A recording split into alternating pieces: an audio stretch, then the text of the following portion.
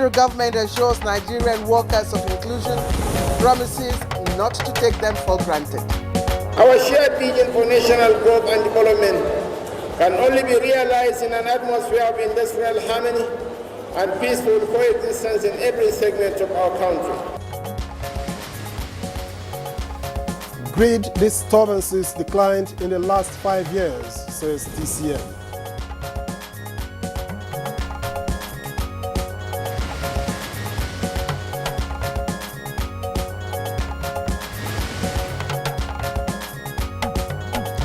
Nigeria amplifies aspirations to join more international bodies at 6th Nigeria-US Commission meeting.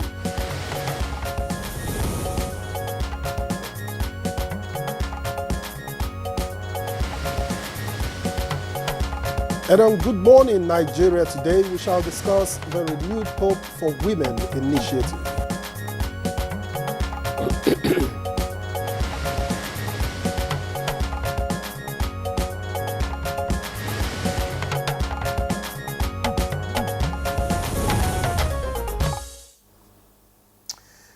All right, and this may be debatable, but the budget of an average Nigerian today is largely spent on food.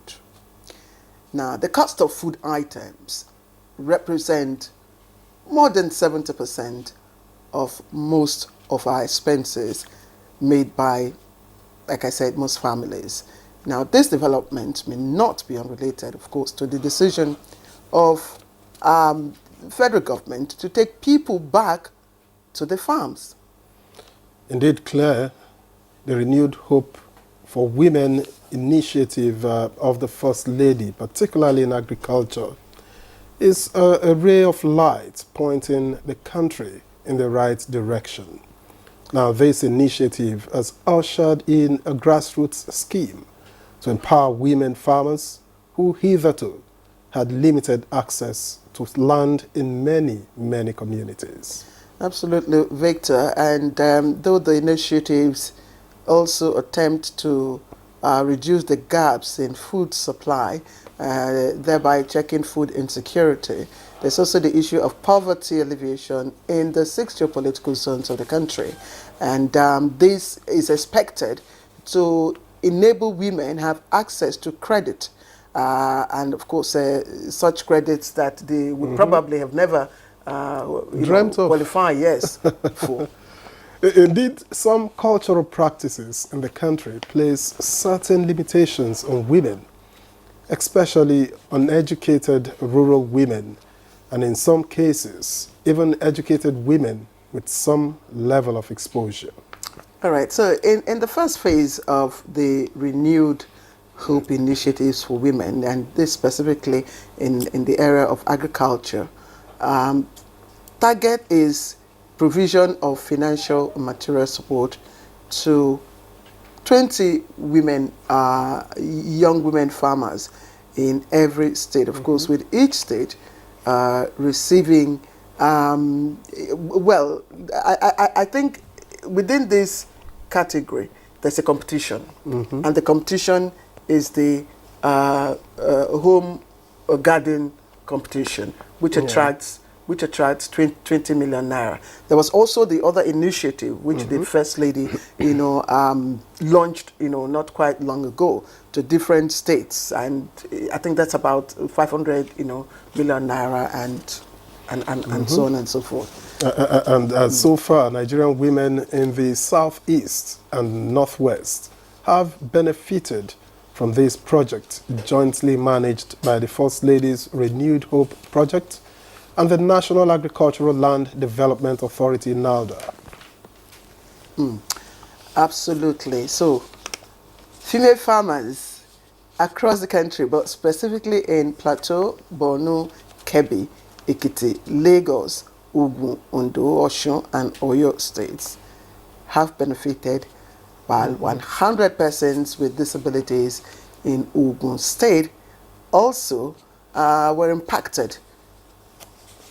Indeed, the distribution of items to include agricultural inputs such as maize seeds, liquid fertilizer, and herbicides, poultry birds, battery cages, bags of feeds, and many more.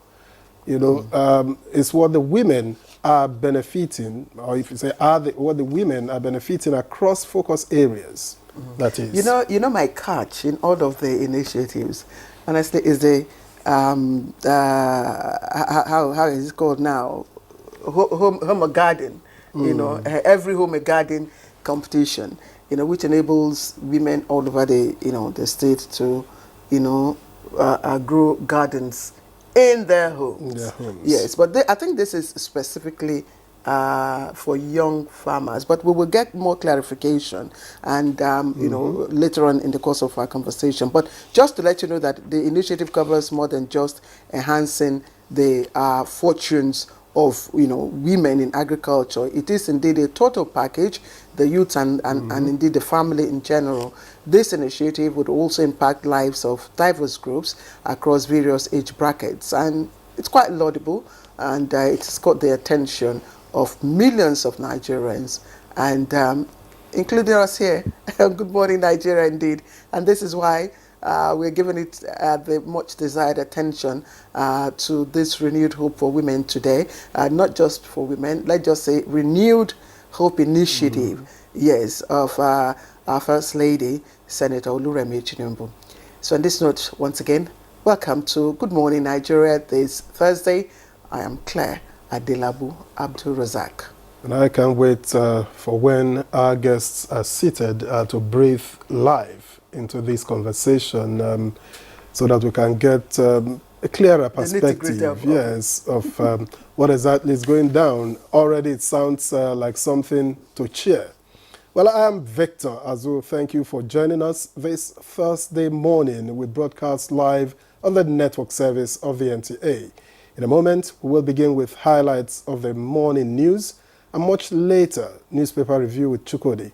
Well, let's join Dennis Adegunloye for the morning news. Good morning, Dennis. Good morning, Victor. Good morning, Claire. And good morning, Nigeria. Here is the morning news. President Bola Tinubu has assured the organized labor that their understanding, patience, commitment and support in the course of implementing his administration's policies and programs will not be taken for granted. Vice President Kashim Shettima, who represented the president, gave the assurance as the nation marked 2024 Workers' Day at the Eagle Square, Abuja. Great Nigerian workers, we cannot achieve a just and equitable society that caters to the needs of every member, including the strong and the weak, without fostering peace and unity. Our shared vision for national growth and development can only be realized in an atmosphere of industrial harmony and peaceful coexistence in every segment of our country. The Transmission Company of Nigeria says grid disturbances and system collapses have reduced contrary to reports in some quarters. A statement by TCN says that from 2020 to date, the grid recorded 20 total and partial disturbances compared to 2015 to 2019, where there were 85 incidents of grid disturbances. TCN attributes these reductions to continuous efforts of the company in expanding the grid through in-house capacities to find solutions. While expecting deployment of the SCADA system, TCN says it will continue to work hard to further reduce incidents of grid collapse in the country. And the federal government has reiterated commitment to addressing the root cause of malnutrition in the country by leveraging data from the National Food Consumption and Micronutrients Report. Coordinating Minister of Health and Social Welfare Mohammed Ali Pate, who said this at the launch of the National Food Consumption and Micronutrients Reports, observed that the document provides insight into Nigerians' nutrition landscape. And I think when you listen carefully to His Excellency the President and his vision, his renewed hope agenda, it's really to make this transition work and work for all Nigerians.